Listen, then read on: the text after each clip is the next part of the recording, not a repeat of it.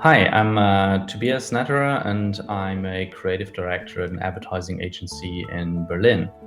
And in the past, we've been doing some projects for Reporters Without Borders, and one of those projects were the Uncensored Library, where we build a library in Minecraft to bypass censorship because we found out that in a lot of countries with censorship, computer games are not censored and are still freely available. So we thought it is a very nice loophole to bring back independent information into countries where otherwise independent news are censored.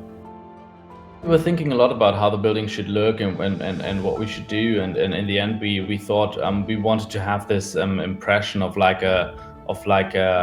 this divine, almost like a temple place, where often like the old libraries have this architecture. There's let's say not that much of a gaming experience in the library. It is a library where you go inside and you read books, and then you would basically head towards the dome where there's the press freedom index at the bottom, where you can see what is the current press freedom situation in different countries by color. So white or light yellow is quite good and black is pretty bad. Over there you can see China has a very bad press freedom situation, also Saudi Arabia and some countries in Africa. Obviously North Korea. You get it, like at one glance you get an impression of the press freedom situation around the world. So there are many rooms in this library. It's not just this central hall here. Where do you suggest we go from here? So we started with 5 rooms with 5 countries. And then we kind of like updated the library constantly. So now there's more rooms. But the beginning of each room, let's say the entrance of each room has a book explaining what country you're about to enter, what is the current press freedom situation in this country, and a bit of an explanation for the installation in each room. To make each room not look the same and make it a bit more interesting, we put an installation in each room that highlights the press freedom situation of the country. In this case, it's Vietnam. We built a labyrinth, basically highlighting that the government in Vietnam makes it as hard as possible for people to reach the truth. But if you reach the middle, then you can find censored articles from Vietnam, from Huy Van Dai. And we always put the articles in English and in Vietnamese. Here we have the Vietnamese original language. And then on the back side, in English, so that everyone could understand that.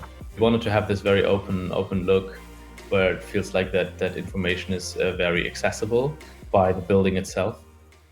I see there are rooms for Vietnam, there are rooms for Russia, but being a Taiwan-based journalist, I have to ask, why not China? So we did a project for Reporters Without Borders before this project, but China was featured. So on the one hand, we wanted to feature different countries. And on the other hand, China has, we have a bit of a Minecraft problem in China, because China has its own Minecraft. They're not allowing the normal Minecraft. There's Minecraft China, which is shut off from the other Minecraft network. The data kraken for Russia really shows how Russia is trying to infiltrate all the networks and get as much as data and basically like control the whole media landscape with their censorship arms. To the left, we find Saudi Arabia. So in Saudi Arabia, there's also an installation in the middle of the room, which is a huge cage, because Saudi Arabia is one of the countries that has the most journalists in prison. If you go to the middle of the cage, you can find articles of Jamal Khashoggi, who was killed by the Saudi Arabian crown prince. We've also, again, have the articles in English. The library, I think it got downloaded 200, 300,000 times, and each one of these downloads is potentially a new library that can be hosted. So yeah, even if we or Reporters Without Borders decided that they don't want the library anymore and they want to shut it down, it's impossible to do so. We cannot. It's not possible to censor the Uncensored Library. So to the left we find Mexico, and Mexico is actually the country with the most journalists killed per year. So yeah, we highlighted some of the journalists that got murdered in Mexico, and yeah, we highlighted their story and the backgrounds, or let's say the research, what they were investigating. It is often connected to drug trafficking and corruption. There's different kinds of censorship. I mean, officially, Mexico does not have censorship, so press censorship to that extent. You can publish this information and you don't get, let's say, sent to prison by courts. But if then politicians just hire a contract killer, if you talk about them, then it's even worse, because you lose your life if you publish independent information about corruption, for example. And this then leads to self-censorship, and to self-censorship to a large extent, where if as a journalist you want to publish journalism about drug trafficking, for example, you are at high risk to get killed. What do you think is the role of creativity in protecting freedoms in general and press freedom specifically?